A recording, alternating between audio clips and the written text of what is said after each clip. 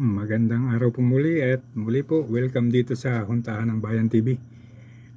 Pag-usapan po naman natin itong lumabas na video na kung saan ay actual daw na sumisinghot ng droga si Bongbong Marcos.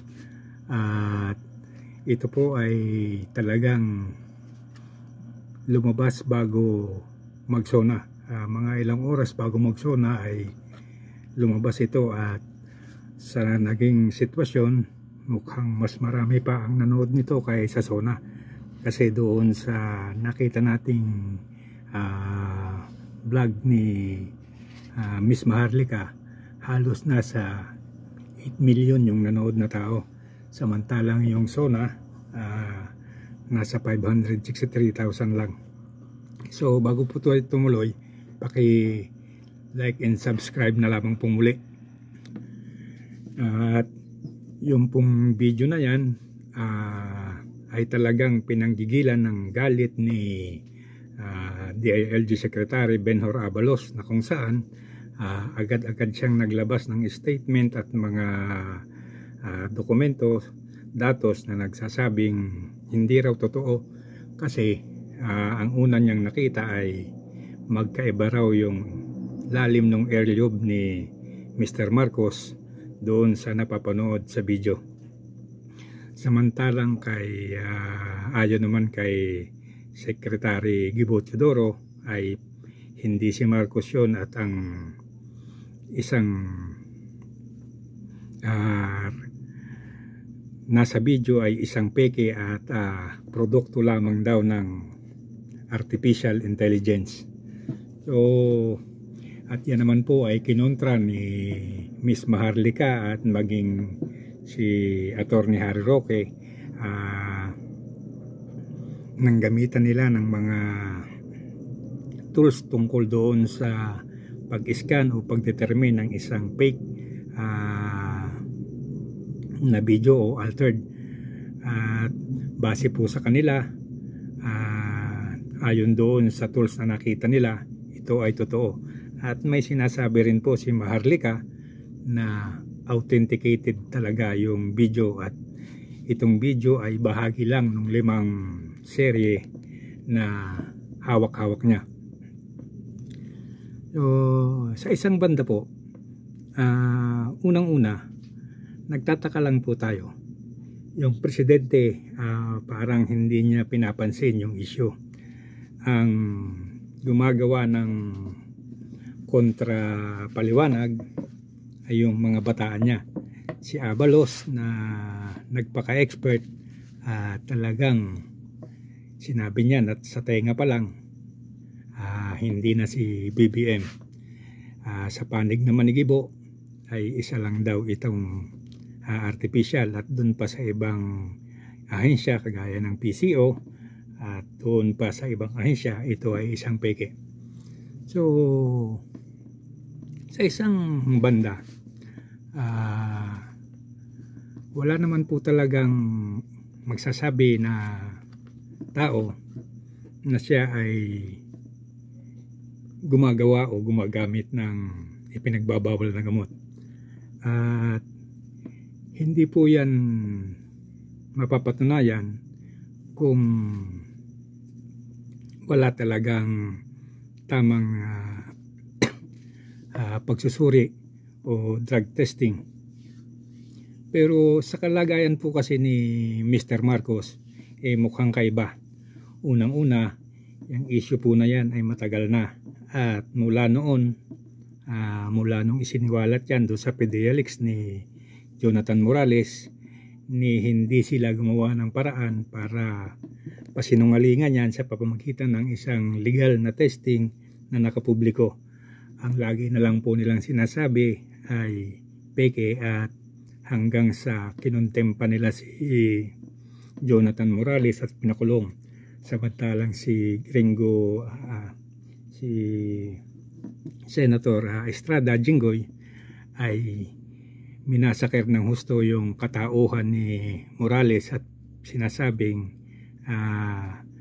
nagsasalita si Morales dahil gusto lang gumanti dahil sa mga kasong kinakaharap nito laban sa PIDEA. So, yan po yung mga naging issue. Ngayon, ito ang epekto.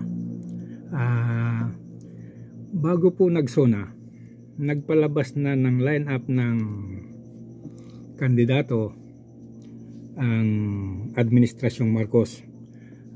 Yung 12 nilang napupusuan na sang sinasabi nga nila ay kayang isweep yung 12 slot sa Senado.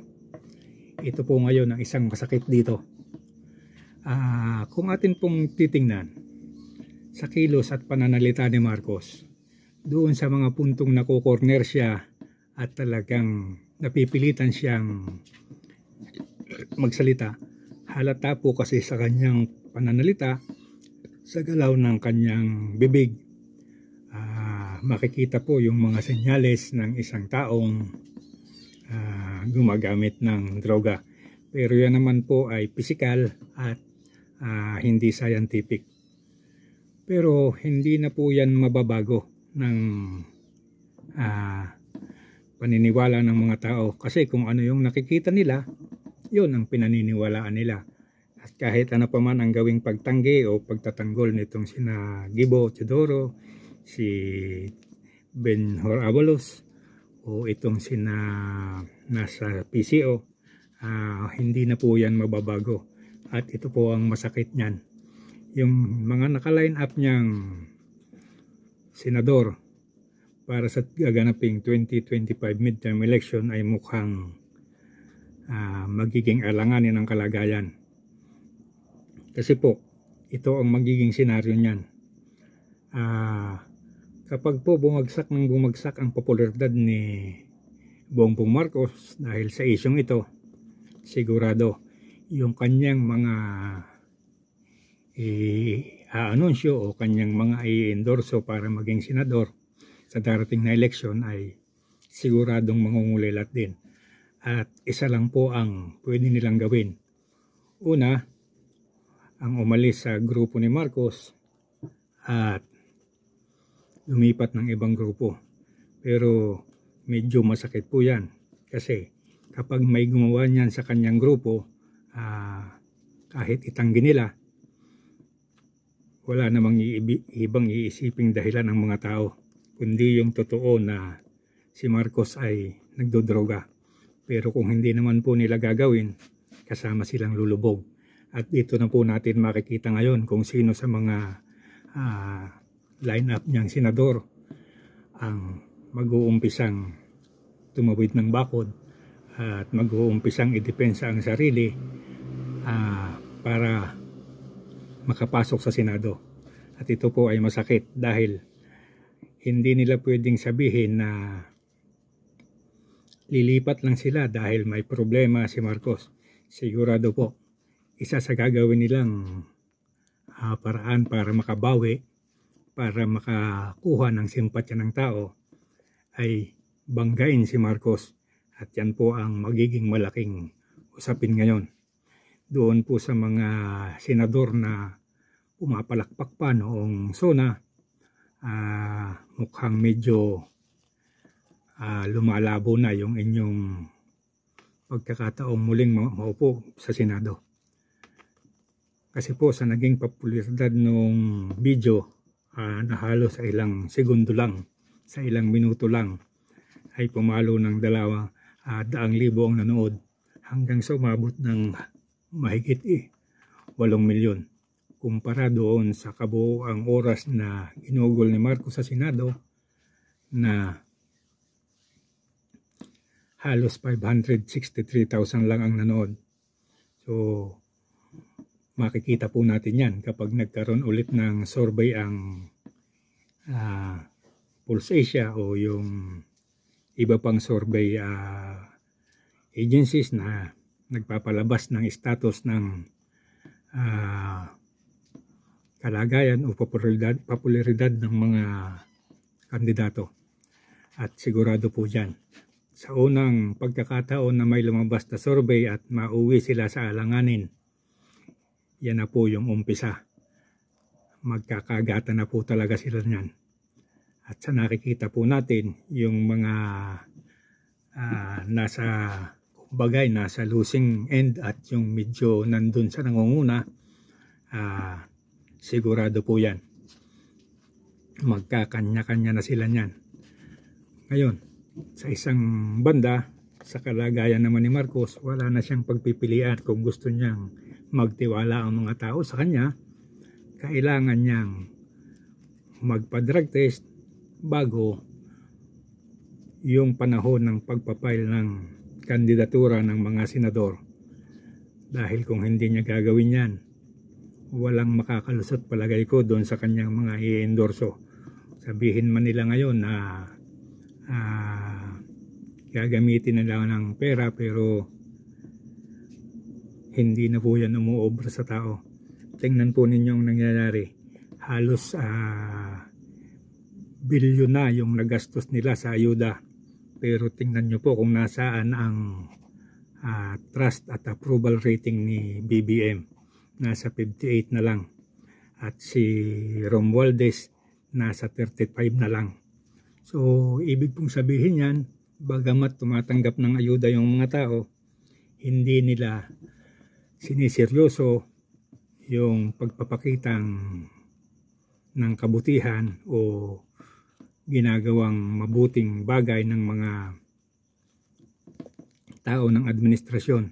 Dahil nakikita nila yung sitwasyon, nakikita nila yung malaking problema, at nakikita nila yung mga nangyayaring korupsyon sa paligid. So, kung atin pong isasummarize to, mukhang kailangan reorganize ng Marcos administration at makakuha sila ng isang kandidato o dalawang kandidato sa Senado na medyo malinis-linis ang pangalan. Kasi po kung yung mga dati na lang senador ang laging nandiyan dyan, yung iba nga dyan, dyan na pumuti ang buhok, pero tuwi na lang po may problema, lagi po nilang sasabihin magkakaroon ng investigasyon. Pero hanggang dan lang po ang nangyayari. Hanggang investigasyon lang at wala naman po talagang napaparusahan.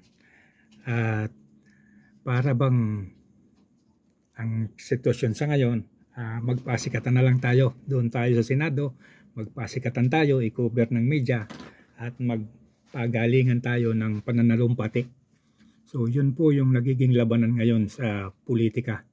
Kapag ikaw ay nasa Senado, ang piling nila at ay kilala ka at sikat ka dahil kino-cover ka ng media. So hindi na rin po kasi tumatalab ngayon yung masyado dating ginagawa ng mga mainstream media na wala silang gustong i-promote, kundi yung mga inuutos lang sa kanilang i-promote. Dahil open na po ang social media at sa isang kibot lang nalalaman na ng mga tao ang nangyayari sa paligid. At bantayan po natin, may sinasabi po si Maharlika na ang video niya ay may 5 bahagi. At unang bahagi pa lang yung naipalabas. So hanggang dito na lamang po muli, at muli po maraming salamat, at muli po paki-like and subscribe na lamang po.